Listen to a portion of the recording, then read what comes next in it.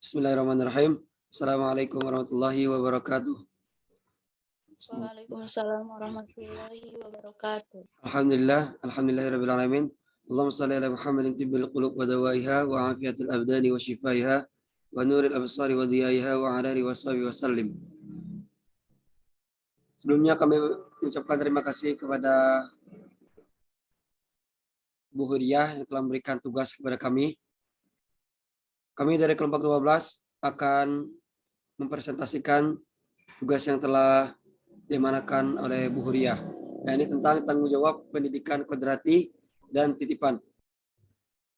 Yang beranggotakan 3 orang, yakni Cici Samsia, saya sendiri, Tony Hermawan, dan Noval Musyafar Rizki. Langsung saja. Slide pertama, tanggung jawab pendidikan kodrati. Tanggung jawab adalah kesadaran manusia akan tingkah laku atau perbuatan yang disengaja maupun yang tidak disengaja. Tanggung jawab itu bersifat kodrati. Sudah menjadi bagian kehidupan manusia, bahwa setiap manusia pasti dibebani dengan tanggung jawab. Tanggung jawab dapat dibagi kepada 3 bagian, yaitu vertikal, horizontal, dan personal. Pertama, tanggung jawab vertikal adalah tanggung jawab kepada Allah wa Rabbi, yakni kepada Tuhan semesta alam. Kedua, tanggung jawab secara horizontal adalah tanggung jawab yang berkorelasi dengan hal lain di luar dirinya. Ketiga, tanggung jawab personal adalah tanggung jawab yang menyangkut substansi dirinya sendiri. Lanjut ke pembagian tanggung jawab. Tanggung jawab kepada Allah Subhanahu wa taala atau tanggung jawab vertikal. Tanggung jawab kepada Allah Subhanahu wa taala adalah tanggung jawab tertinggi dari eksistensi manusia yang beragama. Yang mana memiliki tujuan utama untuk mengabdi kepada Tuhannya. Bentuk tanggung jawab manusia terhadap Tuhan: mengabdikan diri kepada Allah, yakni dengan beribadah dan beramal soleh, berpegang teguh kepada Allah Subhanahu wa taala, memegang amanah untuk menjadi khalifah fil ardh, menjaga kesucian agama dengan menegakkan Islam dengan berbuat baik personal maupun individual, menjaga diri dan keluarga dari jeratan api neraka, mendidik anak dan keluarga dengan pendidikan agama. Selanjutnya, tanggung jawab terhadap diri sendiri, yakni tanggung jawab personal. Tanggung jawab terhadap diri sendiri menentukan kesadaran setiap orang untuk memenuhi kewajibannya sendiri dalam mengembangkan kepribadian sebagai manusia pribadi. Bentuk tanggung jawab kepada diri sendiri adalah ini dengan cara membersihkan diri baik fisik maupun rohani. Mandiri dalam melakukan hal-hal dalam kehidupan. Bersihkan kamar, taman, cuci baju sendiri, dan lain sebagainya. Mengatur aturan yang telah dibuat sendiri sebagai contoh siswa atau mahasiswa yang membuat jadwal pekerjaan dan belajar harian. Maka ia haruslah bertanggung jawab terhadap apa yang telah ia buat untuk dirinya sendiri. Selanjutnya, tanggung jawab kepada tugas. Amanah. Tugas adalah amanah yang wajib dikerjakan atau yang ditentukan untuk dilakukan atau suatu pekerjaan yang menjadi tanggung jawab seseorang, atau dapat juga diartikan dengan suatu perintah yang harus dilaksanakan dengan baik dan benar. Setiap kita memiliki tanggung jawab, dan tanggung jawab itu memiliki levelnya dalam kehidupan sosial masing-masing.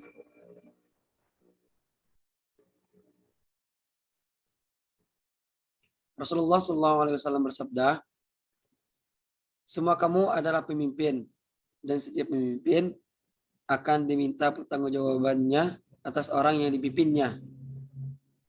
Seorang penguasa adalah pemimpin dan penanggung jawab rakyatnya. Seorang laki-laki adalah pemimpin dan penanggung jawab keluarganya. Seorang wanita adalah pemimpin dan penanggung jawab rumah dan anak-anak suaminya. Jadi dari sabda Rasulullah SAW, kita sebagai makhluk yang diciptakan Allah adalah merupakan pemimpin yang mana kita memiliki kepemimpinan yang berbeda sesuai kiprahnya makhluk yang diciptakan Allah Subhanahu wa taala.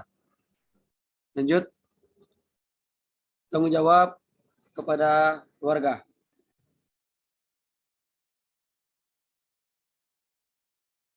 Nggak usah dijelaskan lagi ya, keluarga. Mungkin kita sudah mengetahui semua apa itu keluarga. Nah, kita jelaskan tentang tanggung jawabnya saja. Di sini ada tanggung jawab. Yang ini pertama, ayah. Ayah itu bertanggung jawab untuk memberikan rasa aman kepada seluruh anggota keluarganya. Karena paling tertinggi, ya, yang paling sebagai penjaga dalam rumah tangga itu adalah seorang ayah. Yang kedua, ya ini ibu.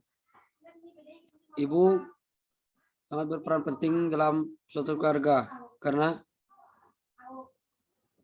seorang anak tanpa dibimbing dan dididik oleh seorang ibu, maka tidak akan menjadi apa-apa.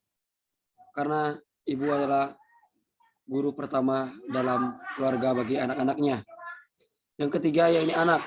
Anak juga mempunyai tanggung jawab yang besar kepada kedua orang tuanya karena harus mematuhi dan berbakti kepada keduanya agar menjadi anak soleh dan berbakti kepada kedua orang tua. Slide berikutnya akan dijelaskan oleh Cici Samsiah.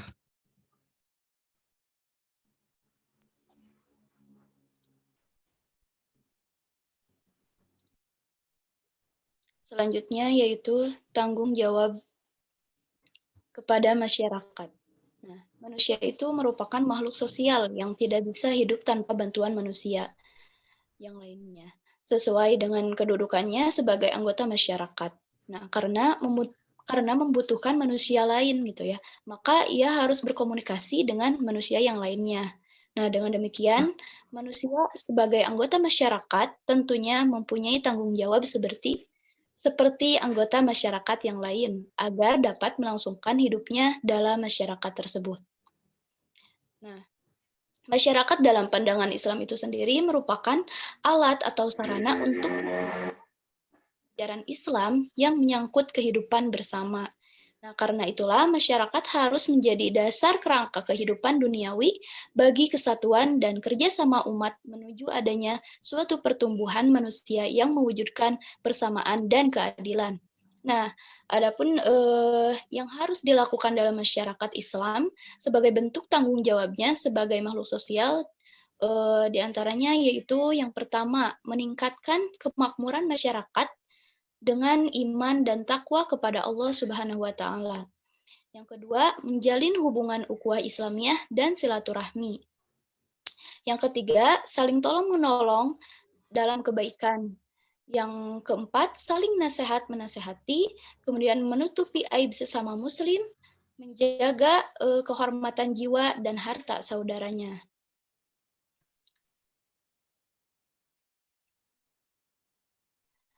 Slide berikutnya yaitu tanggung jawab kepada bangsa dan negara.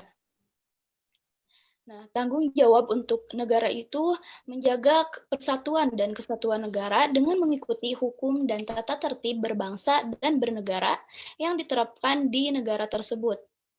Nah, salah satu bentuk tanggung jawab bernegara yaitu mempertahankan tanah airnya dari para penjajah asing yang ingin merenggut kedaulatannya, baik dalam bentuk penjajahan kekayaan negara maupun penjajahan moral.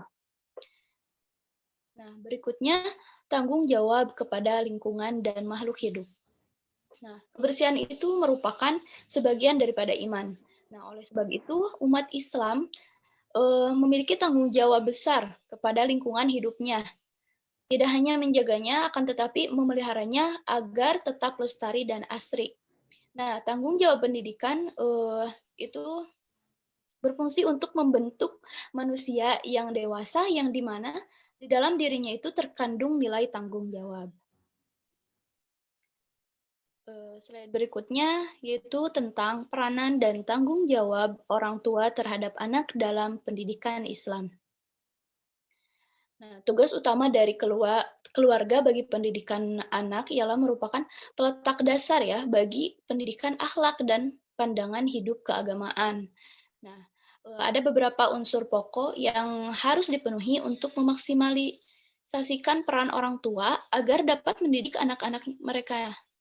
Nah, di antaranya yaitu yang pertama memiliki pengetahuan agama yang baik dan memiliki wawasan yang luas. Kenapa, orang tua harus memiliki pengetahuan agama yang baik? Nah, karena orang tua itu, eee, nantinya akan memberikan contoh yang baik kepada anak kalau misalkan orang tua tersebut memiliki pengetahuan agama yang baik. Nah, karena ketika orang tua, telah memberikan contoh bagaimana menjalankan hidup dengan melandaskan pada ajaran agama, nah akan menimbulkan efek langsung terhadap anak mereka. Nah, pemenuhan akan pengetahuan agama itu menjadi hal yang positif bagi kelangsungan pertumbuhan moral dan sebagai perisai dari perkembangan zaman yang akan menghindarkan mereka kepada perbuatan yang negatif dan yang dapat merusak masa depan dari anak tersebut. Kemudian, orang tua itu kan harus berwawasan luas ya. Nah, sebagai seorang muslim, tentunya tidak hanya dituntut untuk hanya memperhatikan akhirat saja, namun juga harus bisa menyeimbangkannya dengan pengetahuan dunia. Nah, ketika orang tua memiliki perkembangan zaman dan mengerti kebutuhan duniawi anak, terutama remaja putri ya, mereka serta menyelaraskannya gitu ya dengan pemahaman agama, maka akan terbentuk pribadi-pribadi yang memiliki kualitas yang mantap untuk bersaing. Selanjutnya ada mampu memilih pasangan yang tepat. Nah, kita sebagai, eee, calon orang tua ya, penting sekali untuk memilih pasangan yang memiliki pengetahuan agama yang kuat. Itu, agak demi memberikan pengetahuan agama yang sama kepada anak. Nah, begitu pula ketika memilih seorang suami, nah laki-laki yang dapat menempatkan diri sebagai pemimpin dalam keluarga dan mengerti akan hak-hak dalam keluarga keluarga, terutama dalam rumah tangga, serta taat pada ajaran Tuhannya, sehingga, keluarga yang harmonis dapat tercapai. Maka dari itu, seorang orang tua perlu mampu sebagai calon orang tua kita harus, dapat memilih pasangan yang tepat. Kemudian harus, memiliki jiwa pemimpin. Nah, kenapa? Karena orang tua merupakan nahkoda bagi setiap rumah tangga, terutama dibebankan pada kaum laki-laki atau, ayah. Karena seorang kodrati laki-laki adalah pelindung bagi anak istrinya kelak, maka, mereka harus memiliki jiwa pemimpin, dalam artian, akan menjadi panutan dalam menjalankan rumah tangganya. Kemudian harus memiliki rasa cinta, kasih sayang, dan juga perhatian. Selanjutnya, pendidikan tauhid, pendidikan syariat, dan pendidikan akhlak terhadap anak. Yang pertama yaitu pendidikan tauhid.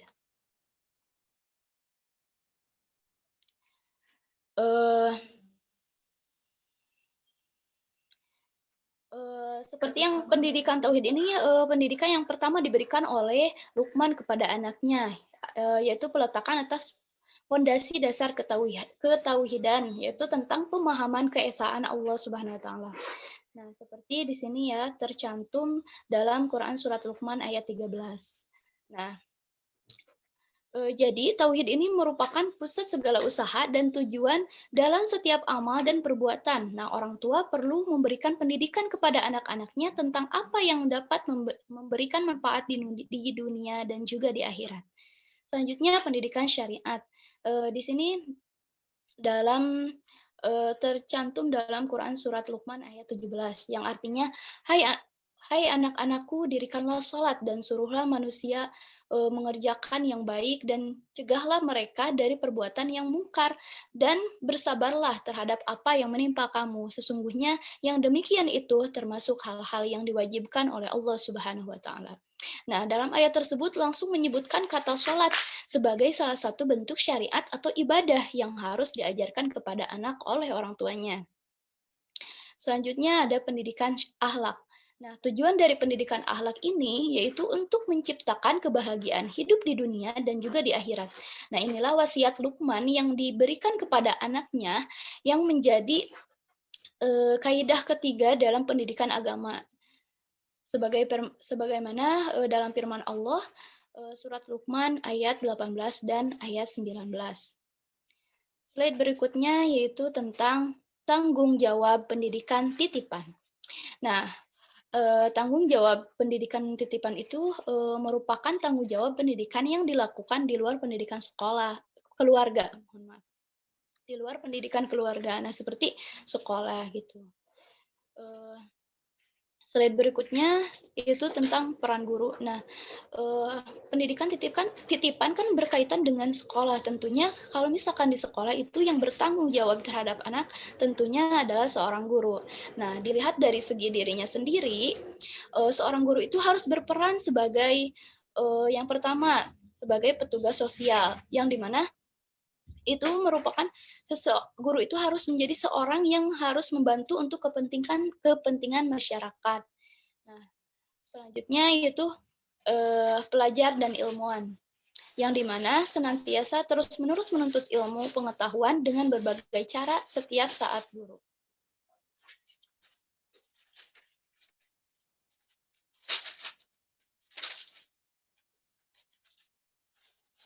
Selanjutnya yaitu orang tua, sebagai orang tua, yang dimana mewakili orang tua murid di sekolah dalam pendidikan anaknya. Karena sekolah merupakan lembaga pendidikan sudah keluarga. Nah, yang selanjutnya itu sebagai pencari teladan, yang dimana senantiasa mencarikan teladan yang baik untuk siswa, bukan untuk seluruh masyarakat. Soalnya ini berkaitan dengan pembelajaran di sekolah. Nah, yang terakhir yaitu pencari keamanan, yaitu yang senantiasa mencarikan rasa aman bagi siswanya. Nah, guru itu menjadi tempat berlindung bagi siswa-siswa untuk memperoleh rasa aman dan puas di dalamnya. Ya, dapat disimpulkan bahwa